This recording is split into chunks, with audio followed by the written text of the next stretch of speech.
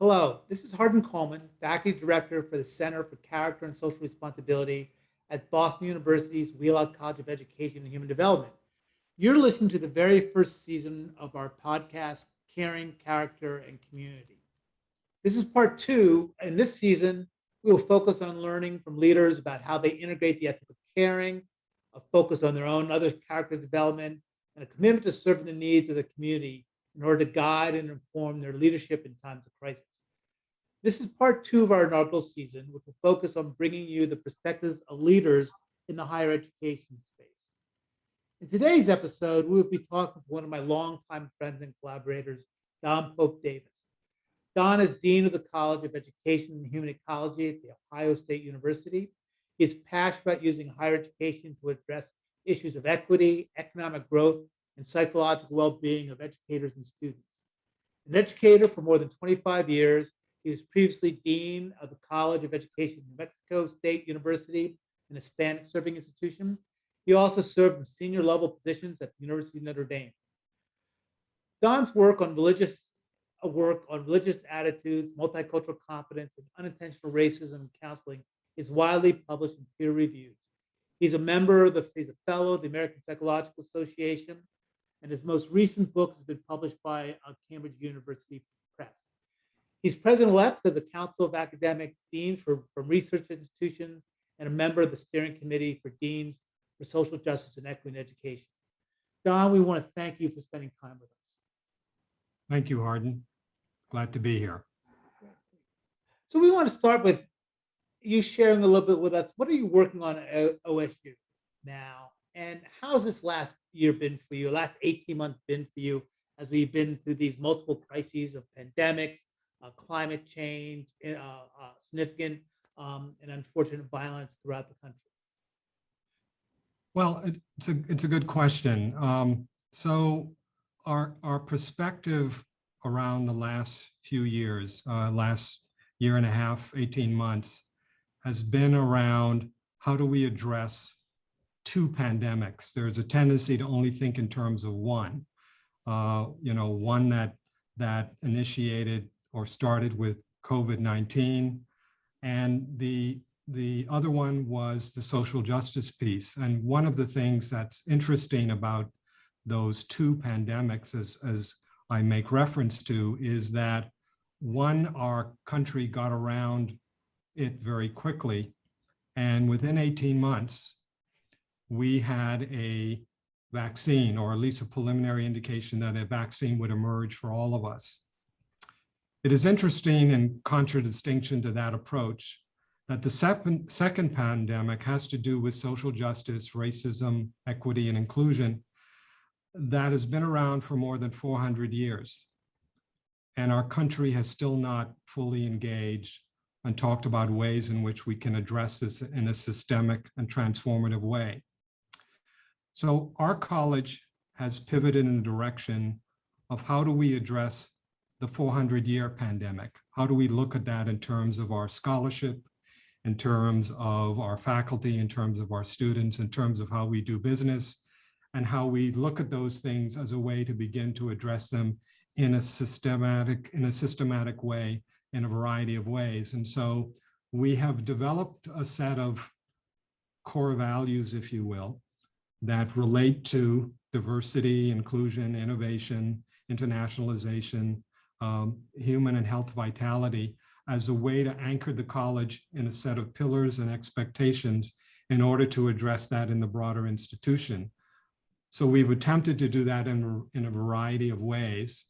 And apart from the traditional ways that scholars and academies and faculty have been doing that, we've also decided in a very intentional way to engage the community in which we live, so that as we come up with solutions, it is part or related to the transactional approach of applied research in our respective communities. So we do what we do, but we take it into the community, as you know, and we are informed by the experiences of the community around us, and we bring it back into the classroom so that we can continue to transform it in a variety of ways.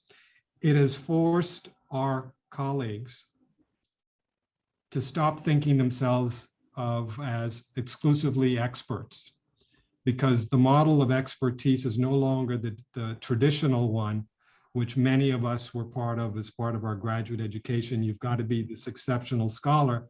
But that's been, that's been moved in a different direction, because if we say as a College of Education and Human Ecology that we are committed to diversity, inclusion, and equity, the question is that an academic exercise, or do we have manifestations of what that means in our college and in the community? The old biblical phrase of by your actions, you will know them.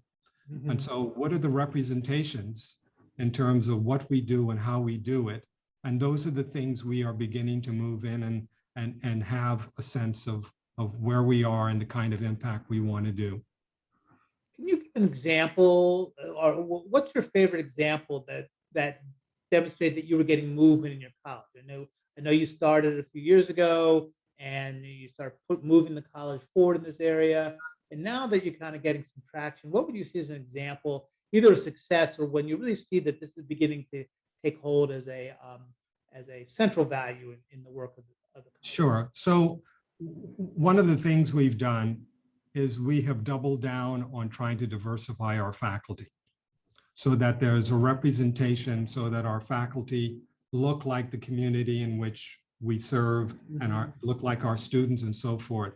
So for the last 3 years, we have made a concerted effort to recruit more faculty of color to our college in a variety of fields, and as a way of saying, if we can have more faculty of color, the conversation begins to shift in a very different way. So a concrete example is we now have close to 30 to 35% of our faculty are faculty of color that didn't exist 4 years ago. Mm-hmm. So we've put resources in it, and we are continuing to do that in a variety of ways.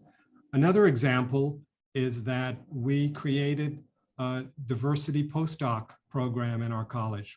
One of the first in the United States in our College of Education, where as part of that enterprise, the postdocs that we recruited, they had the ability to work on their own research, mm-hmm.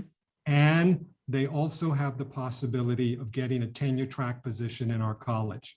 I don't know if most typical postdocs say you bring a postdoc in and you work on somebody else's research. Mm-hmm. We said we were going to disrupt that model, and we were going to allow the postdoc to develop their own research, and we provided the funding for them to do it. Mm-hmm. So mentorship. Yes. So there are a number of things that make this program unique. We have a mentorship program as part of it. We have a training session on how to write grants. We have a teaching center that helps them become better at teachers. We have community partners that have come on board to help them integrate themselves into the community. And out of that result, our postdocs, which is also very typical, were able to get grants because of the work they were doing as postdocs. So they're going into this environment in a very different way. And so we offered positions to 5 of our diversity postdocs. And I'm fortunate to say that they joined us this fall for the first time as tenure track positions. I anticipate some of them, given the work they've done so far, of going up early for tenure and promotion, given the work that they have done. But those are 2 examples. The third one is we established a superintendents in residence program that brought superintendents from urban, rural, and suburban communities into our college as a way of increasing these collaborative relationships and informing our faculty, staff, and students about the things that are occurring in various school districts, so that we have firsthand knowledge of what it is, so that we can modify our pedagogical models in our community to do those kinds of things. So it sounds that one of the things that you've really focused on is building a interactive and interrelationship with the community of practice, so that your both the research and your teaching is more quickly becomes relevant not following the old model of you get a young faculty member in who do something great and then they're there for 10, 15 years and they're not necessarily staying in touch with the movement in the field. Yes, yes, yeah, yes, because we recognize that the cohort effect works. Mm-hmm. The data, I think, both anecdotal and empirical, suggests that if you bring faculty of color into an environment where they are the only one or they feel isolated, it increases the likelihood that they will not stay in that space. Mm-hmm. So we wanted to disrupt that and bring people into a space that says there are other people here who look like you and have your same kind of value. So what that also required us to do was to take a look at the culture in the college. Mm-hmm. How do we pivot the college in a direction that says it is inclusive and it values these kinds of things? So most of the people who are part of our college can fairly well articulate what our pillars are, what our core values are, because we've put them up in a variety of places, and everything we do has to be aligned with that. The nuance of this too is that our junior faculty member have the ability to see other senior faculty who are tenured as associate or full professor in the community. It is almost impossible today in our college for students not to have at least one course from a faculty of color because of the investment we've made in those pedagogical and research environments. And that's a tremendous thing. As you know, culture is the most difficult thing to shift. Yeah. And so we're in the process of looking at our policies and practices, because we have some nomenclatures, as you can imagine, that have been around since the days of antiquity, that at one level we say we're committed to this, and we have policies and practices that get in the way of achieving those. And so sometimes people say, well, we weren't able to do that, not recognizing that the representation they had of the institution or the college or the program were themselves the barrier to making those things happen. So we're taking a look at policies, practices that get in the way. And some of it is also making people accountable for why we've been doing things for so long. So those are some of the things that are pushing us. And as I say, the challenge is culture is the most difficult thing to change, but we're trying to do that. As to quote a reference here, we're trying to change the conversation by changing the people we're talking to as a way of moving this initiative forward. Well, Don, you've used words like disruption, transformative, and accountability, holding people accountable for their actual behaviors. So I'm going to ask a slightly different question, just because sometimes the question I'm going to ask is seen in contradiction to accountability and disruption. So how does care and being caring play into your role as a decision maker? It's a good question. So part of it is we're spending a lot of time paying attention to language that people use in order to describe their situation and providing support for those kinds of things. And so one of the things we do is, this whole concept, and I won't go to details about it, but the mindfulness part of our experience in the academy. So as we move in the direction of transformation, the question is, are we being culturally sensitive and appropriate as we're engaging in those conversations? Change for change's sake, doesn't move us in any direction. So part of it is character is important. When we interview people, we tell them what our values are, and we ask them, how do you make us better because of who you are as a scholar and as a person? And then we spend some time checking in with each other. We do that very intentionally in my leadership team, in our conversations about how are you taking care of yourself in this environment.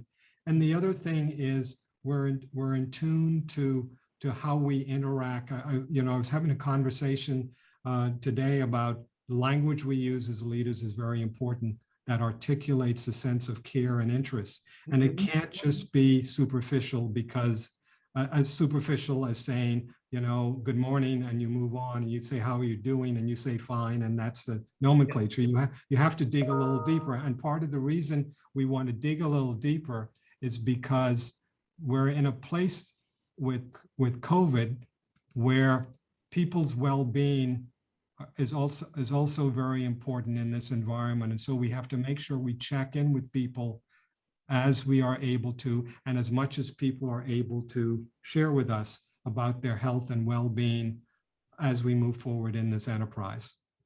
So Don, how do you model that, both in terms of the way you interact, because you interact with people across the power structures of the college and the university.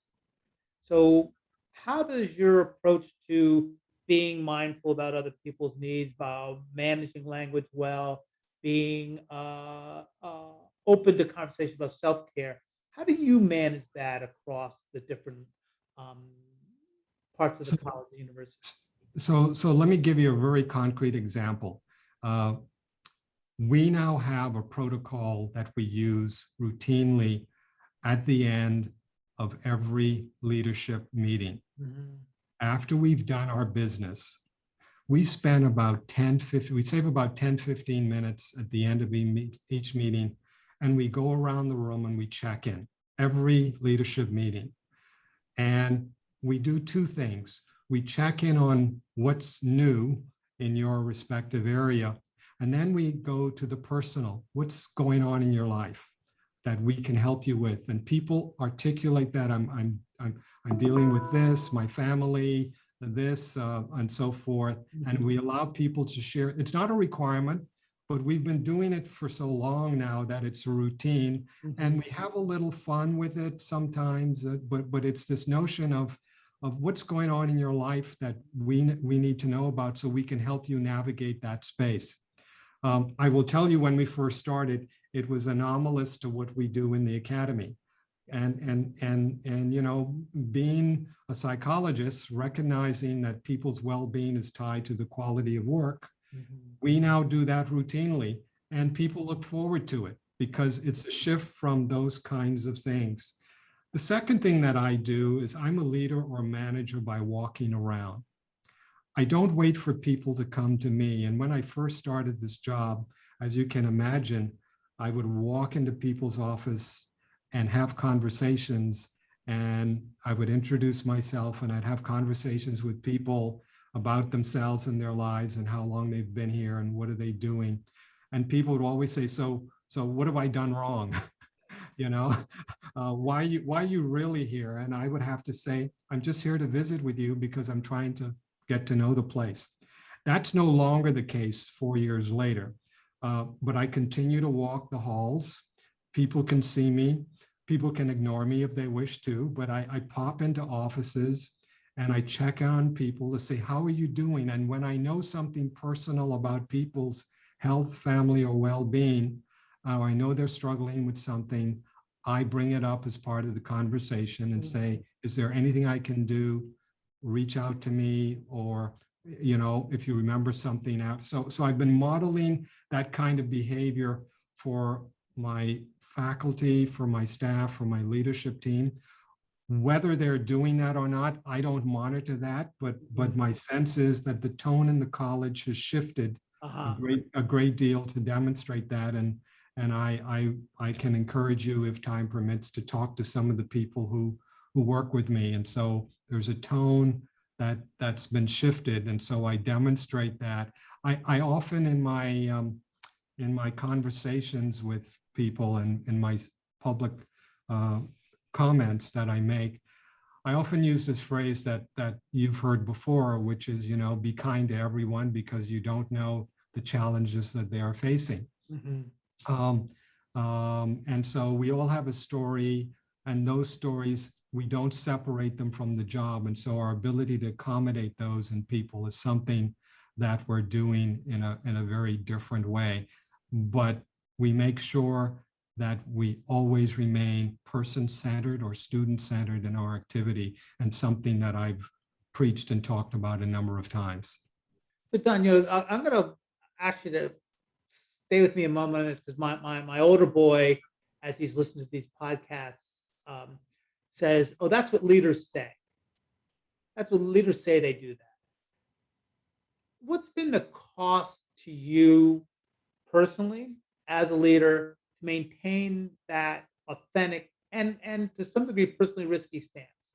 And how do you know it's you suggest you know it's working because the tone's set, but how do you really know it's working? I know it's working. I don't know if it's working for everyone, Mhm. but I know it's because I have no way of indicating that unless I do a survey. But I know it's working because people have told me that they like my approach, they like my leadership, they like my management. They've told me these kinds of things. Now I'll know in reality when I'm up for renewal, whether that's the case. But I'm pretty confident that there are manifestations Mhm. in our community that didn't exist before. Uh, we have created, COVID put an end to some of this, but we started to have Halloween parties in our college. Didn't exist before. People came out and the energy was there. Mhm. It wasn't. We would have holiday celebrations. We now have beginning of the year convocation where we bring entertainment into the place and we make it fun in a variety of ways. And people show up for these things. And so the first time we did this, and particularly given our size, we had somewhere between 300 and 350 people show up for these events because they were new and different. As I said, COVID has put a damper on Yeah. some of this, and we've just started again, but people again showed up at the beginning of the semester. And then we have these affinity groups that are meeting around a variety of topics around social justice engagement. What do we do? How do we look at it? Research, providing funds for people to be incentivized around well-being and activities like that. And then the other thing that we do, we bring in a speaker, a distinguished speaker. We started a distinguished lecture series, Mhm. and in our first year in doing this, we brought in Ta-Nehisi Coates to do a keynote and engage in issues around social justice and engagement in a variety of ways. And we're about to roll out our second one this next semester during Black History Month. And we're going to do it again, bring in another distinguished scholar, and people make these suggestions. So there are manifestations of bringing people together. I continue to have lunches and activities with new faculty. I check in on them themselves and their families. Other people are doing the same. So there are a lot of low-hanging fruit that I think administrators could do that often don't cost a lot. But remember, again, I hate to use another quote, people may not remember what you say, but they remember how you make them feel. Mhm.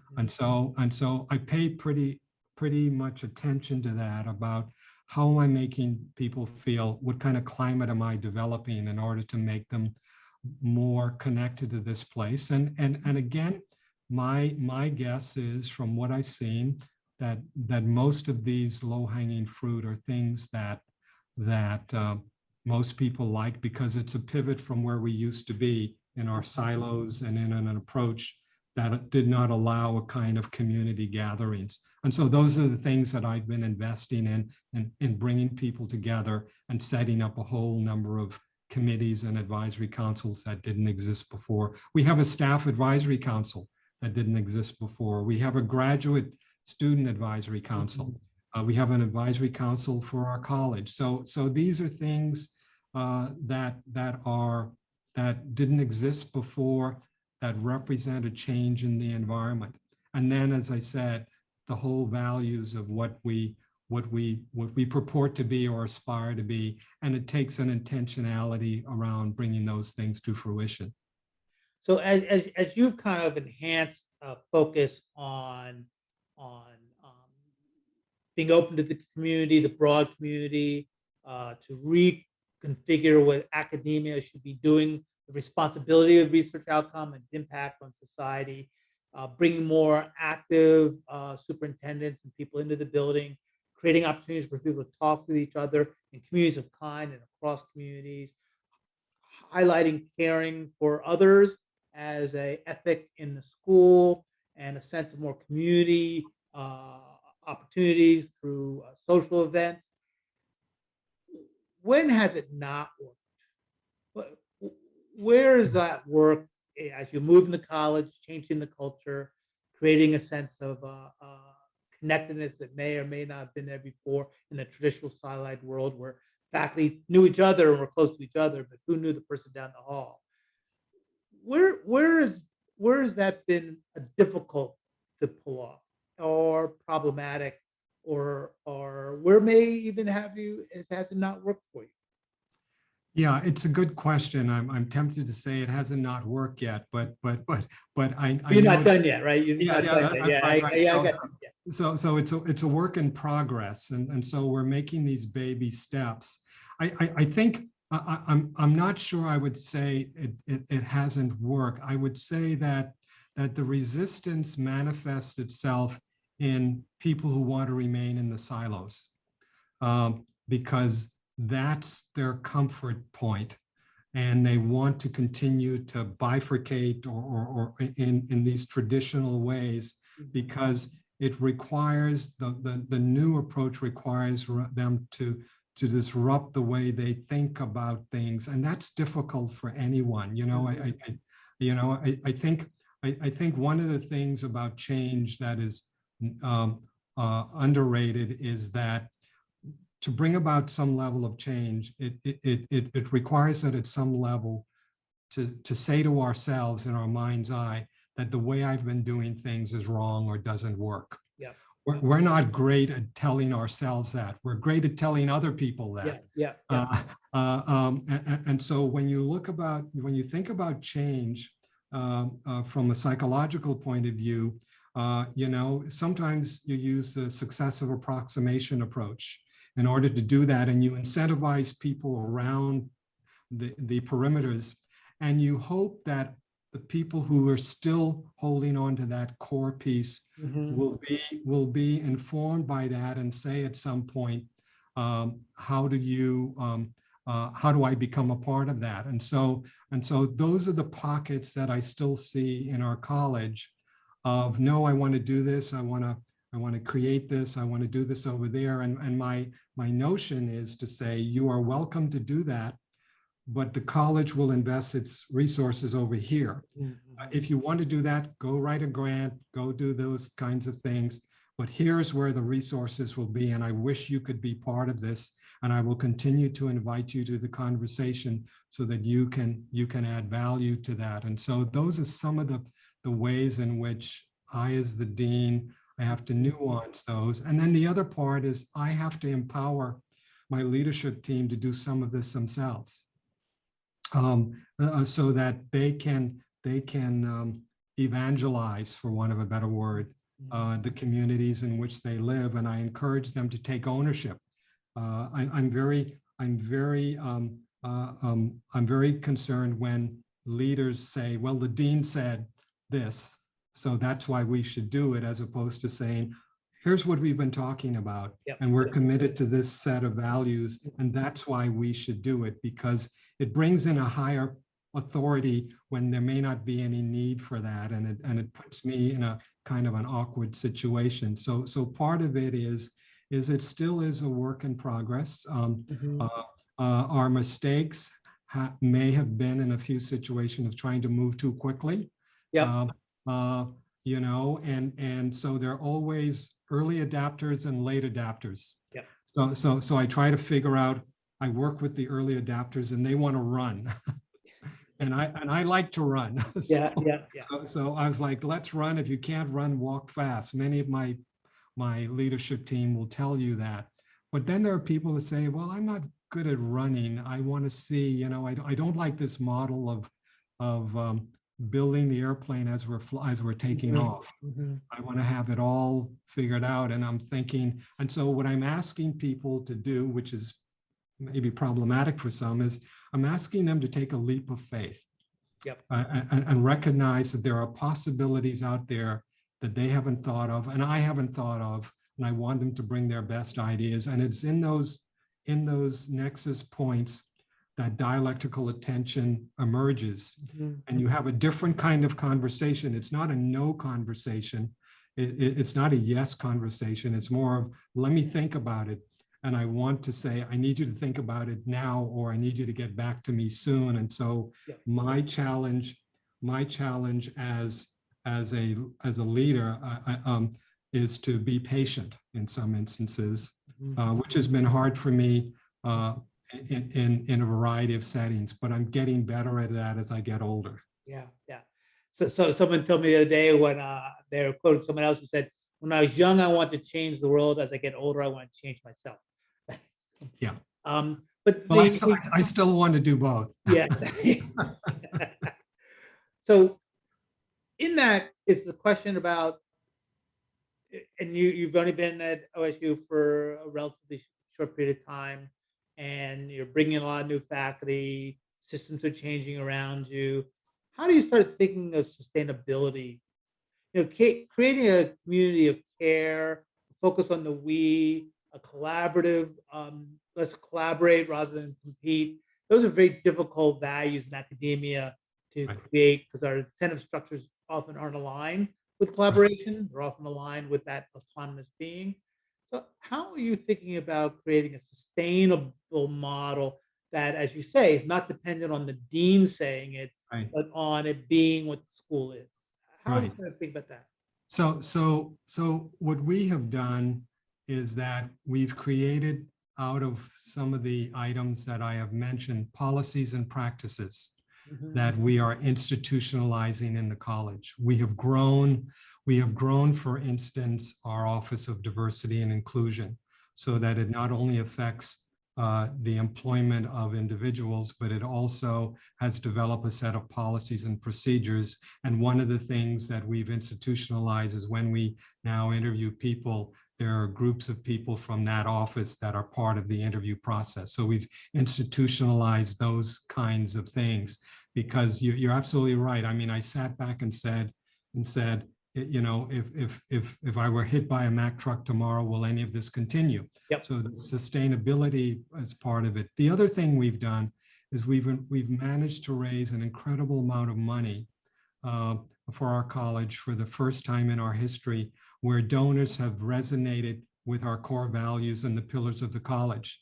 So we've got resources that have been committed to X, Y, and Z through endowments and cash. So we have resources, unless we do something stupid with those monies, we're not going to lose them beyond my time in this position. And then the third thing is I've attempted to identify leaders in key roles in the college that, again, as I said earlier, can evangelize and propagate certain core principles that are consistent with where we want to go. So they don't need me to say those things. They now own it and can say, here's what we believe in. How does this request advance the pillars? How does it advance our core values? And so, and more importantly, after we've done all of that, the last question is, how has this transformed the lives of students? At the center of everything that we do, we must be in a position where we transform the lives of the students that come into our community. And if we're not doing that, why are we here? If we don't, we're going to become irrelevant. I could let you drop the mic on that, but I'm going to ask one more question, because that as a pillar of the appropriate outcome is remarkable, and I think meaningful. And lots of people say it. You're clearly doing it, which is very difficult to do over time. So with that, and I want to thank you for the time. So last question I'd like to ask is, what would you tell your younger self? And you can pick. You've been in enough institutions. You can pick the younger self you want to talk with. But when you look back, say, what would you want to say to them? What you know now, what would you want them to hear and bring forward into their career? Yeah, that's a very good question. I would tell myself a number of things. One is to be patient. That change eventually happens for you and for the environment that you find yourself in. The second thing that I would tell myself is align yourself with those people early in your career who you perceive as being transformative leaders and change agents, whether they be in or outside of the academy. Read everything they've written, attend conferences, talks, look at what they've said and how they say they're going to do it. I found myself at some point feeling that the need to do something different, and I couldn't quite put my hand around it. And so I found that later than I did. And then the other one is for me to be intellectually flexible and open to other ways of seeing that paradigm. Those are really hard things to do. Let me be clear about that. It's very hard to do. And then the very last thing I would say is give myself a sense of grace, recognizing that I will make mistakes along the way, and my ability to not take those things so seriously as being catastrophic. Every wrong decision doesn't end in a catastrophe. And so how do you give yourself, I'm good from a clinical perception, giving everybody else moments of grace. I think we are hardest on ourselves. And I've only learned to do that in this reiteration of myself. And so recognizing that in some ways, when people sometimes disagree with me or offer an alternate perspective, they're disagreeing with me as a person who represents this role, and separating the role from the person, and recognizing those things. And so those are some of the things I would have told my younger self, and probably more satirical than anything else, I would tell my younger self, you're going to do great things in the world. These opportunities will emerge. There'll be a fork in the road, and you have to be careful to make that right choice. And sometimes in making the wrong choice, you still leads you in a different direction. And so trust in the journey, and have a small but group of friends and colleagues who can be honest with you, and you can reflect in those times. Those are very important as we move forward. Well, I want to publicly thank you for being one of those people for me over my time and career. So I really appreciate you sharing your time with us, Don, and wish you all the best. And we're holding you in the light. You take care. Thank you.